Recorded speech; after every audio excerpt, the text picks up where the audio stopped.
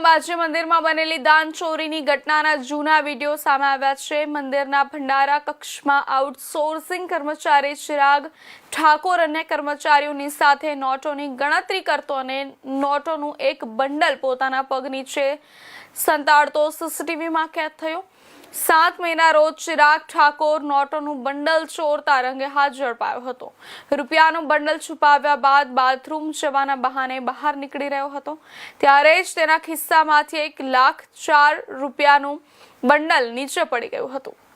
ત્યારે હાજર અન્ય કર્મચારીઓને જાણ થતા તાત્કાલિક ઉચ્ચ અધિકારીઓને જાણ કરાઈ હતી।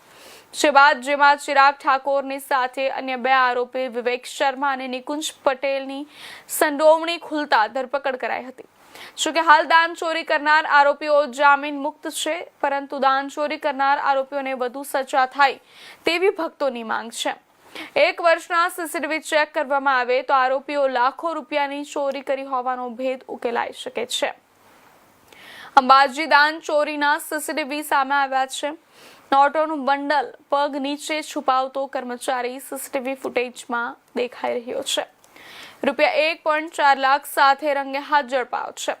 ભક્તોની માંગ છે કે સીસીટીવીની સંપૂર્ણ તપાસ કરવામાં આવે, પાછલા 1 વર્ષના સમગ્ર સીસીટીવી ખંગોળવામાં આવે। મહત્વના સમાચાર જણાવી દે અંબાજીથી યાત્રાધામ અંબાજી મંદિરમાં બનેલી દાન ચોરીની ઘટનાના જૂના વિડીયો સામે આવ્યા છે। મંદિરના ભંડારા કક્ષમાં આઉટસોર્સિંગ કર્મચારી ચિરાગ ઠાકોર અન્ય કર્મચારીઓની સાથે નોટોની ગણતરી કરતો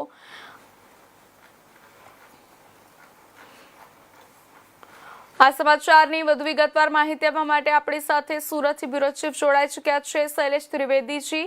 જી શૈલેષજી, જૂના સીસીટીવી વિડીયો હવે સામે આવ્યા છે અને આ વિડીયોથી તપાસમાં શું નવો ખુલાસો થયો છે, વધુ વિગતવાર જણાવજો। જ્યારથી રામજી અયોધ્યામાં રામ મંદિરનું દાન ચોરીનો મુદ્દો ચર્ચામાં આવ્યો છે, ત્યારથી દેશના જુદા જુદા મંદિરોમાં પણ દાન ચોરીના મુદ્દાઓ સામે આવી રહ્યા છે।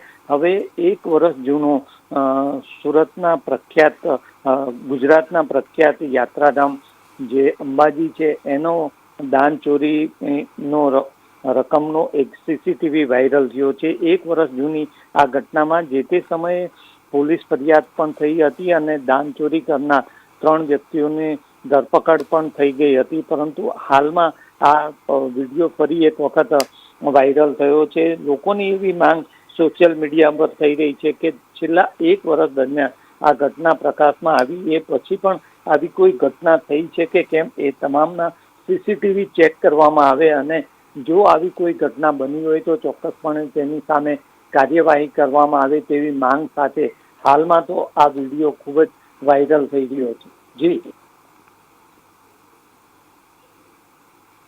જી શૈલેષજી, આ કેસમાં અત્યાર સુધી કોની ધરપકડ થઈ છે અને હાલ તેમની કાનૂની સ્થિતિ શું છે? લગભગ 1 વર્ષ પહેલાની આ ઘટનામાં જે આરોપી વિમલ છે એની ધરપકડ થઈ ચૂકી છે। હાલ તે જામીન પર પણ છૂટ્યો છે। સમગ્ર મામલો હાલ પોલીસની તપાસ હેઠળ છે અને આગામી દિવસોમાં પોલીસ આ અંગે શું પગલાં ભરશે તે પણ જોવાનું રહેશે। જી જી શૈલેષજી, આ ઘટનાને પગલે મંદિર પરિસર દ્વારા શું સુરક્ષાના પગલે શું પગલાં લેવામાં આવ્યા છે આગામી સુરક્ષા માટે? 1 વર્ષ પહેલાની આ ઘટનાનું જે હાલ તો વિડીયો વાયરલ થયો છે, પણ જે તે સમયે આ ઘટના પ્રકાશમાં આવી એ પછી મંદિર પ્રશાસન તરફથી તુરંત પોલીસ ફરિયાદ કરવામાં આવી હતી અને સાથે સાથે જે ભક્તો દાન પેટીમાં રકમ નાખતા હોય છે એની ચકાસણી અને ગણતરી જ્યારે થાય ત્યારે વધુ સઘન સુરક્ષા વ્યવસ્થા ગોઠવવામાં આવી છે અને કદાચ એને કારણે 1 વર્ષ દરમિયાન હજુ કોઈ નવી ફરિયાદ સામે આવી નથી, પરંતુ હવે જ્યારે ભક્તોમાં એવી માંગ થઈ રહી છે કે 1 વર્ષ દરમિયાનના સીસીટીવી ચેક કરવામાં આવે ત્યારે મંદિર પ્રશાસન શું ખુલાસો કરે છે એ જોવાનું રહેશે। જી